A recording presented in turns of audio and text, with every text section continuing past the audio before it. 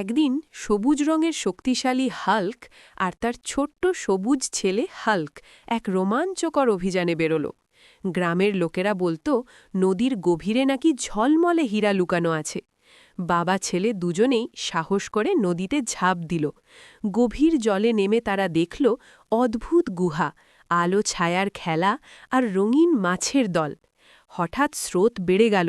ছোট হাল্ক একটু ভয় পেয়ে গেলেও বাবা হাল্ক তাকে শক্ত করে ধরল। দুজনে মিলে পাথরের ফাঁক পেরিয়ে এগোতে এগোতে চোখে পড়ল নীল আলো, একটা বড় হীরা। ছোট হাল্ক বুদ্ধি করে শৈবাল সরিয়ে পথ দেখালো, আর বাবা হাল্ক পাথর ঠেলে হীরাটা তুলে নিল। কিন্তু তারা হীরা নিয়ে পালালো না। নদীর ভারসাম্য নষ্ট হবে ভেবে হীরাটা আবার নিরাপদ জায়গায় রেখে দিল। উপরে উঠে দুজনে হাসল। আজকের আসল জয় ছিল সাহস, বুদ্ধি আর বাবা ছেলের বন্ধন।